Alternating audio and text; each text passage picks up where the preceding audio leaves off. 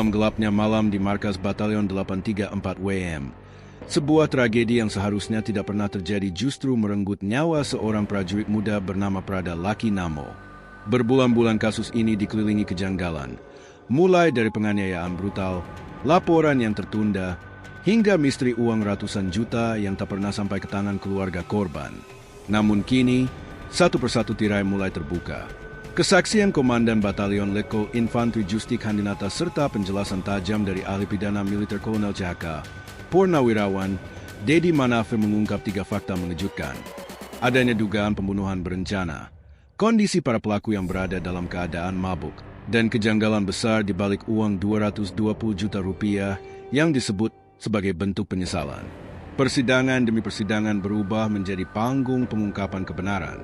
Bukti-bukti baru bermunculan, saksi-saksi mulai berbicara, dan rekaman internal batalion memperlihatkan adanya budaya tutup mulut yang mengarah pada satu kesimpulan yang mengerikan.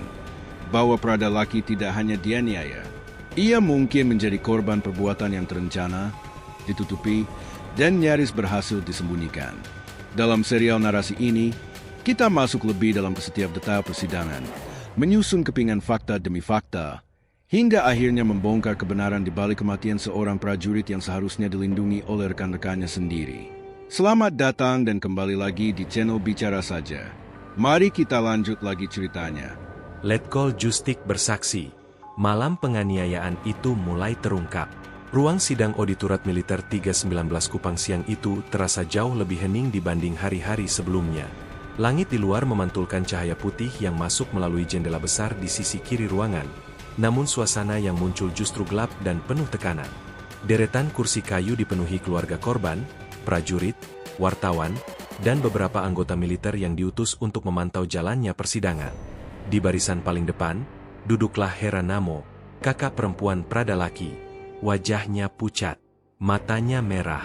Sejak awal sidang kasus kematian adiknya digelar, ia hampir tidak pernah melewatkan satupun agenda. Ketika Panitera memanggil nama saksi berikutnya, semua kepala serentak menoleh. Letnan Kolonel Infantri Justik Handinata. Langkah Justik terdengar mantap, tetapi sorot matanya tidak bisa menipu siapapun. Ada beban besar yang ia bawa hari itu, beban sebagai seorang pemimpin batalion yang harus hadir untuk menjelaskan apa yang terjadi di bawah komandonya. Seragam hijau tuanya tampak kontras dengan suasana ruang sidang yang dingin. Ia berdiri tegap sebelum disumpah, lalu duduk dengan napas pelan, seolah sedang mempersiapkan diri untuk menyampaikan sesuatu yang tidak mudah. Hakim mempersilakannya memberikan kesaksian. Ruangan seketika sunyi, hanya terdengar suara pendingin ruangan yang berdengung halus.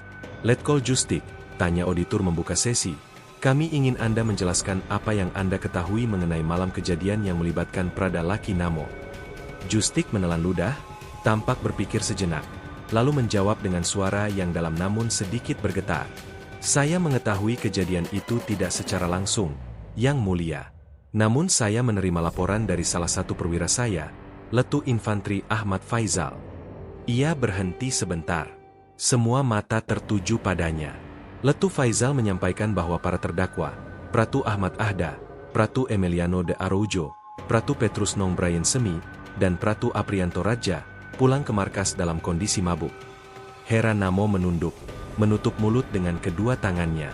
Pernyataan itu memang pernah didengar keluarga, tetapi baru kali ini diucapkan langsung di hadapan meja hijau oleh komandan batalion. Letkol Justik melanjutkan kesaksiannya. Ia menggambarkan bagaimana malam itu sebenarnya bukan malam biasa. Ada kegiatan eksternal yang hari itu dilakukan batalion, dan beberapa prajurit dibiarkan pulang lebih awal.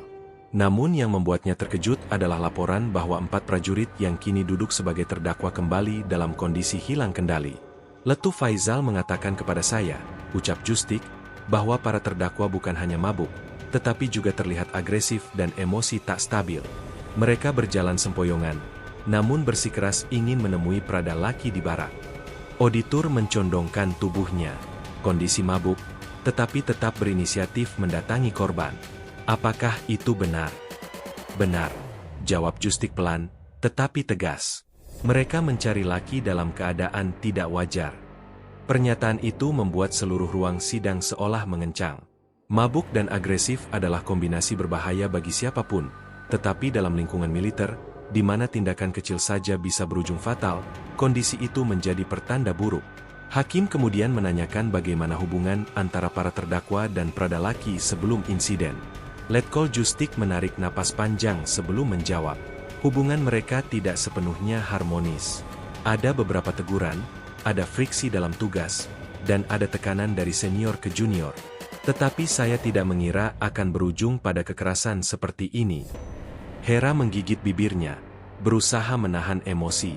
Ia ingat jelas bagaimana adiknya beberapa kali mengirim pesan singkat kepadanya, bercerita mengenai tekanan dan perlakuan kasar yang ia alami. Namun Laki selalu berkata, "Aku bisa tahan, Kak. Doakan saja." Kini, kalimat terakhir itu terngiang-ngiang menyayat hati. Setelah menjelaskan kronologi laporan yang ia terima, Letkol Justik mulai masuk ke bagian yang paling disorot dalam kasus ini, uang 220 juta rupiah. Benar bahwa para terdakwa berinisiatif mengumpulkan uang sebagai bentuk penyesalan, ujarnya serius. Namun saya tegaskan, saya tidak pernah menerima uang itu, dan keluarga korban juga belum menerimanya. Ruang sidang langsung riuh. Beberapa wartawan mengetik cepat di laptop mereka. Sebagian lainnya merekam wajah Letkol Justik. Hakim menenangkan ruangan dan meminta Letkol Justik melanjutkan. "Saya tidak tahu kemana perginya uang itu sekarang," lanjutnya. "Jika uang itu benar mereka kumpulkan, maka ada pihak lain yang mungkin mengetahuinya. Tetapi bukan saya." Auditor mengangguk perlahan, mencatat setiap detail. "Jadi, berdasarkan keterangan Anda, malam kejadian dipengaruhi kondisi mabuk para terdakwa, dan ada inisiatif uang penyesalan yang tidak pernah sampai kepada keluarga. Apakah itu benar?" "Benar, Yang Mulia." Jawaban itu memecah hati Heranamo. Ia mengusap air mata, sementara beberapa anggota keluarga lain memegang tangannya. Bagi mereka, pihak terdakwa bukan hanya menghilangkan nyawa Laki, tetapi kini terkuak pula bahwa uang yang katanya bentuk penyesalan justru tidak pernah diterima, menambah luka yang sudah terlalu dalam. Letkol Justik menunduk sejenak, seolah merasakan beratnya tanggung jawab moral yang ia pikul. Ia menyimpulkan kesaksiannya dengan kalimat yang bahkan membuat suasana ruang sidang makin sunyi. "Saya berharap kebenaran terungkap seluruhnya. Laki adalah prajurit saya, dan saya harus mengatakan apa yang saya tahu, apa adanya." Hakim mengetuk palu. Kesaksian Letkol Justik berakhir, tetapi bayangannya akan terus menghantui jalannya persidangan. Karena hari itu, untuk pertama kalinya, publik mendengar secara terang, pada malam kematian Pradalaki, 4 prajurit yang menganiayanya sedang mabuk, agresif, dan penuh amarah, sementara misteri uang 220 juta rupiah masih menggantung tanpa jawaban. Dugaan pembunuhan berencana mulai muncul di ruang sidang. Setelah Letkol Justik meninggalkan kursi saksi, suasana di ruang sidang Auditorat Militer 319 Kupang tak segera kembali normal. Para pengunjung sidang, wartawan, dan anggota militer yang menghadiri persidangan masih membicarakan apa yang baru saja terungkap. Kondisi mabuk 4 terdakwa bukan hanya memperburuk situasi malam itu, tetapi kini mulai dipandang sebagai pemicu tindakan brutal yang mengakibatkan kematian Pradalaki Namo. Hakim memanggil auditor untuk melanjutkan agenda berikutnya, pendalaman motif dan indikasi perencanaan dalam peristiwa penganiayaan tersebut. Di sisi kanan ruang sidang, duduk seorang pria berusia sekitar 45 tahun dengan kacamata tipis dan berkas tebal di pangkuannya, ahli pidana militer Dedi Manafe. Ia telah hadir sejak pagi, mencermati satu demi satu kesaksian, menandai poin-poin penting yang berkaitan dengan unsur pidana dalam hukum militer. Sebelum mempersilakan ahli berbicara, auditor kembali memanggil satu saksi tambahan, Letu Infantri Ahmad Faizal, perwira yang disebut dalam kesaksian Letkol Justik. Letu Faizal terlihat lebih gugup dibanding komandan batalionnya. Keringat tampak menetes di pelipisnya meski pendingin ruangan menyala. Namun hari itu, ia tidak punya pilihan selain mengatakan apa yang sebenarnya terjadi. "Letu Faizal," kata auditor membuka pertanyaan, "Anda orang pertama yang melaporkan kondisi para terdakwa kepada Letkol Justik pada malam kejadian.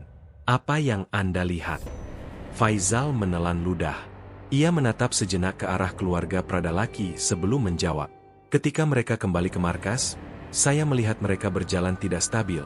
Suara mereka keras, beberapa kali hampir jatuh. Bau alkohol sangat menyengat."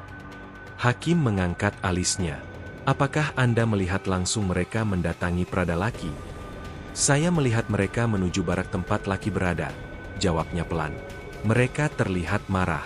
Saya tidak tahu apa pemicunya, tetapi dari cara mereka berbicara, mereka seperti sedang mencari laki. Ruang sidang kembali menjadi hening. Beberapa prajurit muda yang duduk di belakang menunduk, tangan mereka mengepal, seolah tidak percaya bahwa rekan seangkatan mereka bisa bertindak sejauh itu dalam keadaan mabuk. Auditor kemudian bertanya lebih tajam, "Apakah Anda mencoba menghentikan mereka? Atau melaporkan langsung sebelum terjadi sesuatu?" Pertanyaan itu membuat wajah letu Faizal memucat. Ia terlihat terpojok. Saya seharusnya bisa melakukannya." Suaranya nyaris tak terdengar. "Tapi saya pikir mereka hanya akan menegur laki seperti sebelumnya. Saya tidak menduga akan berakhir seburuk itu." Hera Namo tertunduk, bahunya bergetar. Adiknya, Prada Laki, sering bercerita padanya tentang tindakan senioritas di batalion. Namun ia tidak pernah menceritakan bahwa pernah ada ancaman fisik yang serius. Yang Hera tahu, adiknya berusaha bertahan karena ia punya mimpi besar untuk menjadi prajurit profesional, membanggakan keluarga, dan mengubah nasib mereka. Setelah kesaksian Letu Faizal, auditor mempersilakan ahli pidana militer Dedi Manafe untuk memberi pandangan profesional berdasarkan seluruh fakta yang muncul di persidangan. Dedi berdiri, menata kacamatanya, lalu berbicara dengan suara tenang namun tegas. "Berdasarkan uraian yang telah saya dengar, terdapat beberapa indikasi yang dapat mengarah pada dugaan pembunuhan berencana." Seluruh ruangan serempak menoleh. Kata "pembunuhan berencana" bukan istilah ringan dalam hukum militer. Ini adalah kategori paling berat dari tindak pidana terhadap sesama prajurit. Ahli itu membuka berkasnya, lalu menjelaskan dengan runtut. Pertama, terdapat riwayat tekanan dan konflik yang berulang antara para terdakwa dan korban. Ini menciptakan pola hubungan yang tidak sehat, yang dapat memicu tindakan berulang. Beberapa anggota militer mengangguk kecil. Senioritas berlebihan memang sudah lama menjadi isu laten, tetapi jarang tampil ke permukaan secara gamblang seperti hari itu. Kedua, lanjut Dedi, tindakan para terdakwa tidak dilakukan spontan. Mereka dalam keadaan mabuk. Ya, tetapi mereka tetap menemui Prada Laki. Artinya, mereka memiliki keinginan untuk mendatangi korban, dalam keadaan emosi tidak stabil, dan dengan intensi yang sudah terbentuk dari hubungan sebelumnya. Hakim bertanya, apakah kondisi mabuk tidak menghilangkan unsur perencanaan? Tidak, jawab Dedi tanpa ragu. Dalam hukum militer, kondisi mabuk bukan alasan pemaaf. Bahkan, bisa menjadi pemberat apabila tindakan dilakukan dalam kondisi kehilangan kendali yang merupakan pilihan individu. Auditor menambahkan, jadi, perencanaan bukan berarti harus disusun berhari-hari sebelumnya. Benar, ujar Dedi. Perencanaan dapat terbentuk beberapa jam atau bahkan beberapa menit sebelum tindakan, selama ada niat, tujuan, dan kesadaran, meski dalam kadar minimal. Di barisan pengunjung, keluarga Prada Laki tampak menyimak dengan penuh perhatian. Kata-kata itu memberikan mereka sedikit kelegaan, bahwa kematian adik mereka tidak dianggap sebagai kecelakaan, melainkan kejadian yang memiliki pola dan indikasi intensional. Ahli pidana itu melanjutkan analisanya. Ketiga, tindakan kekerasan dilakukan secara bertahap. Dari keterangan yang saya kumpulkan, penganiayaan berlangsung tidak singkat. Ada pukulan, tendangan, dan tindakan fisik lain yang diarahkan kepada bagian tubuh vital. Ini bukan sekadar ledakan emosi sesaat. Ruangan kembali hening. Dengan nada lebih serius, Dedi menyimpulkan, jika 4 prajurit dalam keadaan mabuk, agresif, dan memiliki riwayat hubungan bermasalah dengan korban, lalu mendatangi korban secara bersama-sama dan melakukan tindakan kekerasan berulang, maka unsur kesengajaan dan perencanaan sangat mungkin dipenuhi. Hakim mengangguk perlahan, menyimpan analisis itu sebagai bahan pertimbangan lanjutan. Sementara itu, Hera Namo memegang erat tas kecil di pangkuannya. Di dalamnya, ada foto Prada Laki semasa pendidikan, masih tersenyum cerah, penuh semangat menjadi bagian dari TNI. Hari itu, Hera merasa seolah sedang mendengar gambaran terakhir adiknya, yang ditemui oleh 4 prajurit mabuk pada malam paling gelap dalam hidupnya. Dengan saksi dan ahli pidana telah berbicara, sidang semakin mengarah kepada satu babak besar. Kematian Prada Laki mungkin bukan insiden tanpa niat. Ada tanda-tanda bahwa ia menjadi korban kekerasan yang dilakukan dengan kesadaran, pola, dan intensi. Hakim kemudian mengetuk palu, menandai berakhirnya agenda hari itu.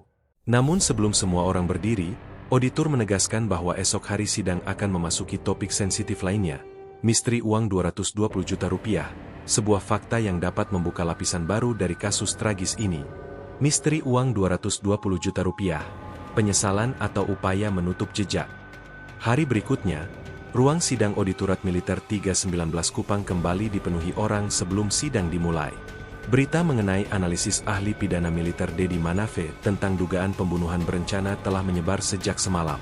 Ruang sidang terasa lebih tegang, seolah semua orang yang hadir sadar bahwa persidangan itu tidak hanya bicara soal penganiayaan, tetapi juga menyangkut potensi pelanggaran berat yang dapat mengubah nasib 4 terdakwa. Salah satu hal paling misterius dari kasus ini akan dibahas hari itu, uang 220 juta rupiah. Uang yang katanya merupakan bentuk penyesalan para terdakwa, namun tidak pernah sampai ke tangan keluarga Prada Laki Namo. Di deretan kursi saksi, terlihat Letu Infantri Ahmad Faizal duduk dengan wajah lebih kusut dari hari sebelumnya. Di sisi lain, Letkol Infantri Justik Handinata duduk dengan senyap, matanya tertuju ke depan tanpa ekspresi. Sementara itu, Hera Namo kembali menghadiri sidang, membawa foto adiknya yang ia letakkan di atas pangkuannya sebagai penguat hati.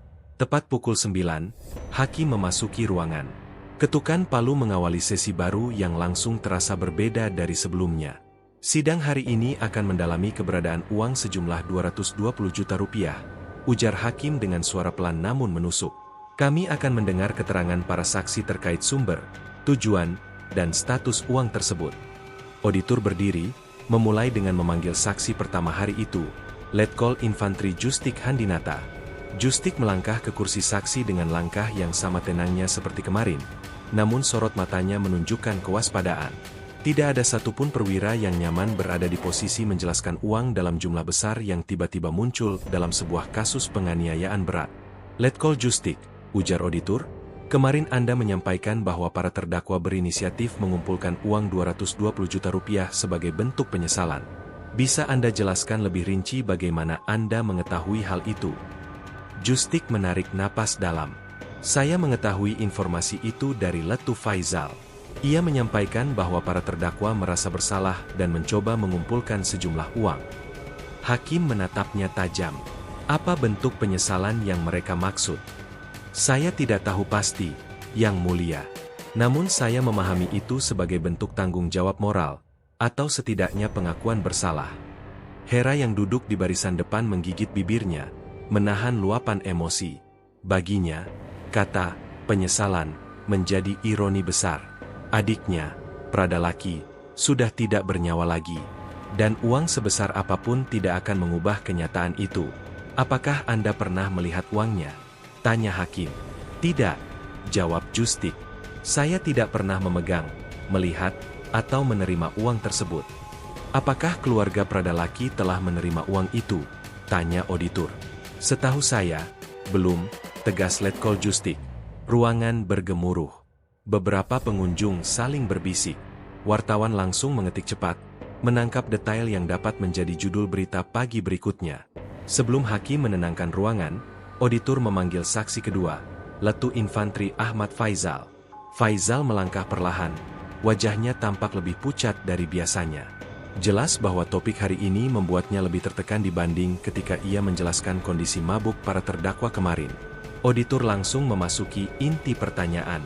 Letu Faizal, dari mana Anda mengetahui bahwa ada uang 220 juta rupiah? Faizal membetulkan posisi duduknya. Para terdakwa menghubungi saya setelah kejadian. Mereka mengatakan akan mengumpulkan uang sebagai bentuk permintaan maaf kepada keluarga. Hakim menimpali, apakah Anda melihat uang itu? Faizal menggeleng. Saya tidak pernah melihat fisiknya. Saya hanya mendapat kabar melalui pesan. Lalu siapa yang memegang atau mengurus uang itu? Tanya auditor lebih dalam. Faizal tampak kebingungan. Saya tidak tahu. Pertanyaan itu membuat suasana memanas. Tidak ada yang tahu keberadaan uang itu? Apakah ia benar-benar ada? Atau hanya bagian dari upaya membangun narasi agar hukuman terdakwa menjadi lebih ringan? Hakim kemudian memanggil ahli pidana militer Dedi Manafe untuk memberi pandangan hukum mengenai status uang tersebut. Ahli itu berdiri, membuka berkasnya, lalu berbicara dengan suara tenang namun jelas. Dalam hukum pidana militer, uang kompensasi dapat diajukan sebagai bentuk perdamaian atau penyesalan. Namun, ia berhenti sejenak, uang tidak bisa menjadi alasan untuk mengurangi beratnya suatu tindak pidana jika kasus tersebut berkaitan dengan kematian prajurit. Semua mata tertuju padanya. Lebih dari itu, lanjutnya, uang yang tidak pernah diserahkan kepada keluarga korban dapat mengindikasikan bahwa uang tersebut tidak benar-benar dimaksudkan sebagai kompensasi. Ada kemungkinan uang itu dimanfaatkan untuk membangun kesan seolah-olah para terdakwa menyesal, padahal uangnya tidak pernah muncul. Beberapa prajurit muda di belakang tampak saling menoleh. Terkejut dengan penjelasan itu, Dedi melanjutkan, jika benar bahwa uang itu hanya disebutkan tetapi tidak pernah ada bentuk nyata, maka itu dapat dianggap sebagai upaya memanipulasi keadaan untuk meringankan hukuman. Hera mengusap air matanya. Selama berminggu-minggu ia mendengar kabar bahwa keluarga akan menerima uang penyesalan. Namun hari itu, ia mendengar langsung dari saksi dan ahli bahwa uang itu mungkin tidak lebih dari kabar angin. Hakim menatap para terdakwa, yang sejak pagi duduk di kursi terdakwa dengan kepala tertunduk. "Saya ingin tahu," ujar hakim, "apakah benar kalian mengumpulkan uang 220 juta rupiah?" Para terdakwa saling pandang. Salah satu dari mereka, Pratu Petrus Nong Brian Semi, berdiri perlahan. "Yang mulia, kami berencana mengumpulkan uang itu, tapi belum sempat terkumpul." Hakim mengangguk kecil. "Jadi uang itu belum ada?" "Kami baru membicarakannya," jawab Petrus, suaranya nyaris bergetar. Ucapan itu membuat seluruh ruangan gempar. Wartawan langsung menulis, "Uang 220 juta ternyata belum ada, hanya rencana, bukan penyesalan nyata." Hera menutup wajahnya. Baginya, jawaban itu adalah luka baru.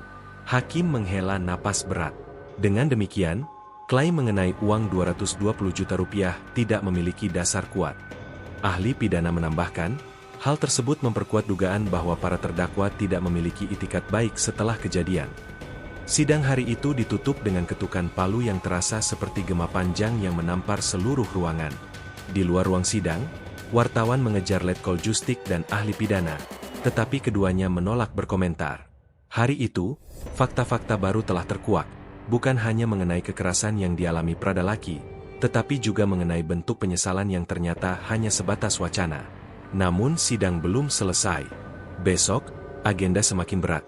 Rekonstruksi verbal kejadian malam penganiayaan, yang akan membuka apa sebenarnya yang dilakukan 4 prajurit mabuk itu terhadap Pradalaki. Sidang keempat pada kasus kematian Pradalaki Namo berlangsung dengan suasana berbeda. Jika pada sidang sebelumnya ruang di Pengadilan Militer 319 Kupang dipenuhi bisik-bisik cemas, maka kali ini yang tampak adalah tatapan penuh harap dari keluarga korban dan penonton sidang. Suasana berubah setelah kesaksian Letkol Infantri Justik Handinata di sidang sebelumnya membuka 3 fakta baru, dugaan pembunuhan berencana, kondisi para terdakwa yang mabuk, dan misteri uang 220 juta rupiah yang belum juga sampai ke tangan keluarga. Kini, seluruh perhatian tertuju pada satu sosok yang diyakini dapat memperkuat atau membantah temuan-temuan itu, ahli pidana militer, Kolonel CHK, Purnawirawan, Dedi Manafe.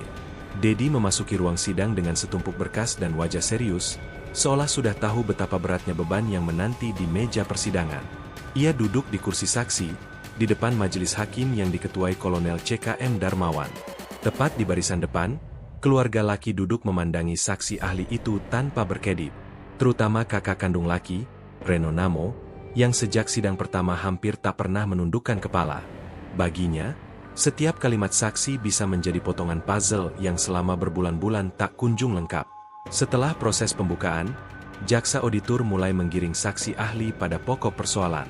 "Kolonel Dedi," kata auditor membuka pertanyaan, "berdasarkan keterangan para saksi sebelumnya, termasuk komandan batalion, terdapat indikasi bahwa perbuatan para terdakwa mengarah pada dugaan pembunuhan berencana. Bagaimana pandangan ahli?"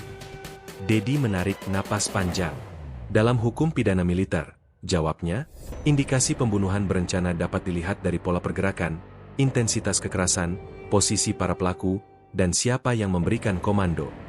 Setelah itu, ia membuka salah satu berkas dan menunjukkan sketsa rekonstruksi yang belum sebelumnya ditampilkan ke publik. Di sini, jelasnya sambil menunjuk diagram, 4 terdakwa mengepung korban dalam posisi yang tidak memungkinkan korban melarikan diri. Ada hentakan, pukulan, dan serangan bertubi-tubi yang dilakukan secara teratur. Ini bukan reaksi spontan, melainkan tindakan yang memiliki pola. Ia menutup kalimatnya dengan nada tegas. Dan pola itu menunjukkan perbuatan yang sudah terkoordinasi. Di ruang sidang, suasana langsung berubah. Bahkan majelis hakim tampak menukikkan pandangan, mencoba memahami arah pemaparan ahli itu. Apakah itu berarti sudah ada rencana sebelumnya? Tanya hakim anggota. Belum tentu rencana jangka panjang, jawab Dedi. Namun rencana spontan yang terjadi dalam waktu singkat tetap dapat dikategorikan sebagai pembunuhan berencana jika para pelaku memiliki kesadaran, kemampuan, dan kesempatan untuk menghentikan tindakan, tetapi memilih melanjutkan. Kalimat itu menghantam ruang sidang seperti pukulan palu, pelan tapi mematikan. Jaksa kemudian masuk pada poin lain yang tak kalah penting, kondisi para terdakwa yang mabuk. Bagaimana dengan fakta bahwa para terdakwa sedang berada dalam pengaruh alkohol ketika melakukan penganiayaan? Dedi menjelaskan, dalam hukum militer, mabuk bukan alasan pemaaf. Justru memperberat posisi terdakwa karena mereka sadar bahwa sebagai prajurit, konsumsi alkohol saat tugas atau berada di lingkungan militer adalah pelanggaran berat. Jika tindakan kekerasan dilakukan saat mabuk, itu menunjukkan kelalaian berlipat. Keluarga laki saling pandang, dan Reno menggenggam tangan ibunya, menahan emosi. Sidang semakin memanas ketika jaksa menyinggung uang 220 juta rupiah, uang yang menurut Letkol Justik disebut sebagai bentuk penyesalan terdakwa, namun tidak pernah sampai ke keluarga. Bagaimana pandangan ahli mengenai uang tersebut? Dedi tersenyum tipis, seolah sudah memprediksi pertanyaan itu. Dalam banyak kasus pidana militer, inisiatif pemberian uang bisa menjadi upaya meredakan tekanan sosial atau menghindari tuntutan berat. Namun jika uang tersebut tidak pernah diserahkan secara resmi kepada keluarga, maka niat awalnya patut dipertanyakan. Majelis hakim langsung menimpali, apakah bisa dianggap sebagai upaya memengaruhi proses? Bisa, jawab Dedi mantap. Tergantung motif dan siapa yang menginisiasi. Namun satu hal yang pasti, selama uang itu tidak diterima keluarga secara sah, maka tidak bisa dianggap sebagai bentuk pertanggungjawaban. Kalimat itu membuat suasana ruang sidang kembali bergetar oleh desahan penonton. Misteri uang itu kini seperti semakin dalam, bukan semakin jelas. Dedi kemudian memberikan satu analisis terakhir yang membuat ruang sidang hening seketika. Ada aspek lain yang perlu diperhatikan, katanya sambil merapikan berkas. Tidak ada satupun prajurit di TKP yang melaporkan kejadian itu secara langsung ke perwira jaga ataupun provos. Ini menunjukkan adanya budaya tutup mulut yang mengarah pada dugaan bahwa tindakan mereka dilakukan dengan kesadaran penuh untuk menghindari pengawasan senior. Semua orang terdiam.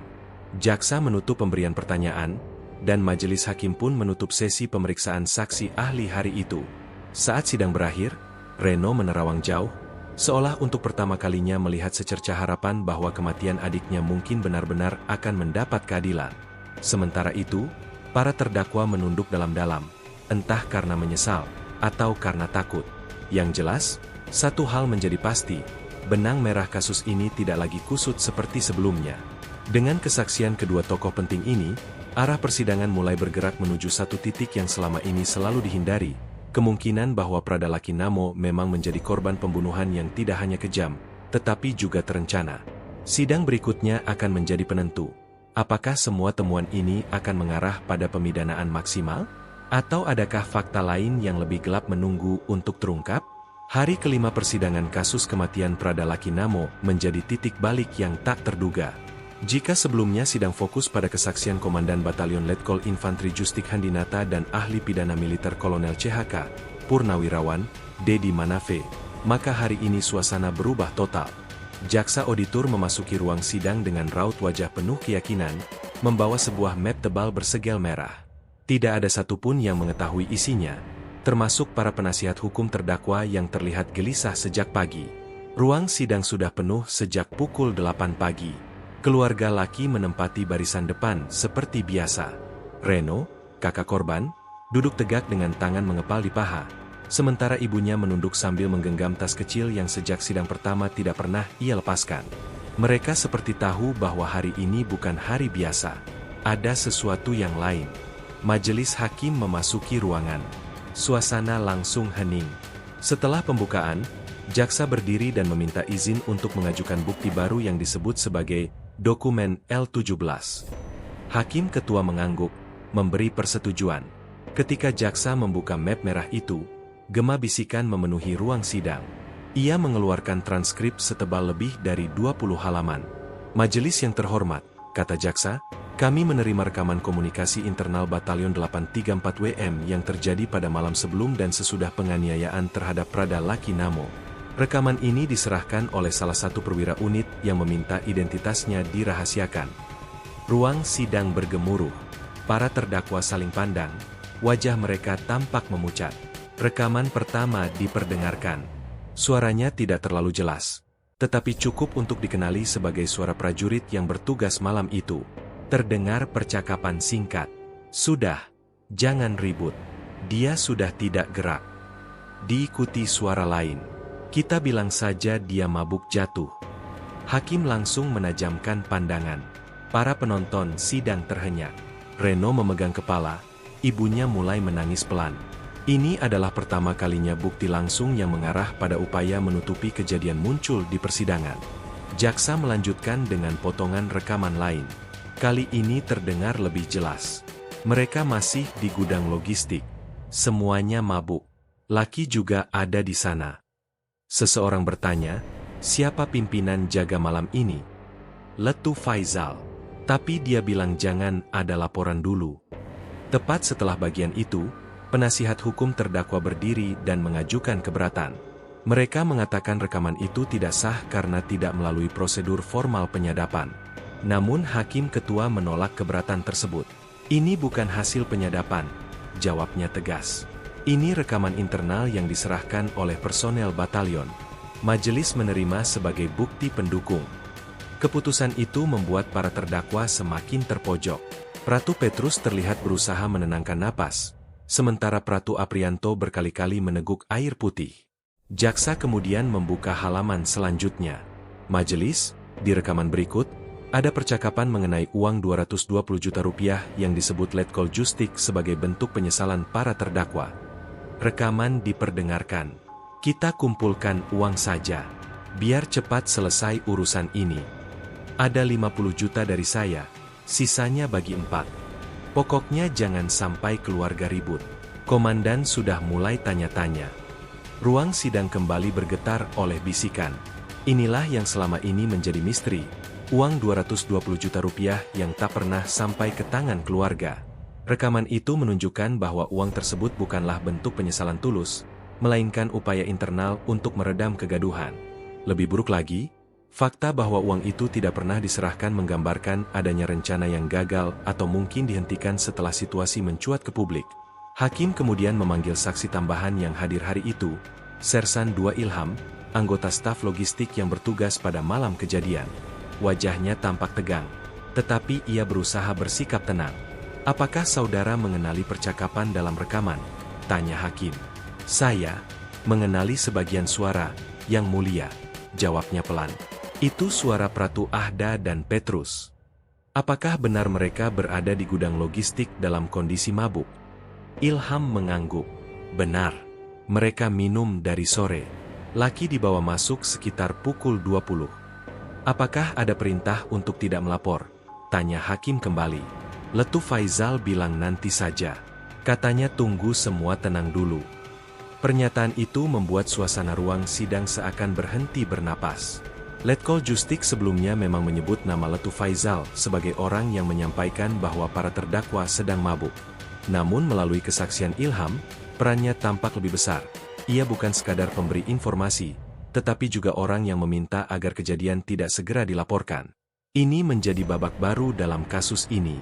Jaksa kemudian bertanya lagi, apakah saudara mengetahui apa rencana mereka setelah penganiayaan terjadi? Ilham menjawab dengan suara hampir bergetar. Mereka ingin bilang Laki terjatuh karena mabuk. Tapi Laki tidak mabuk. Dia diseret masuk.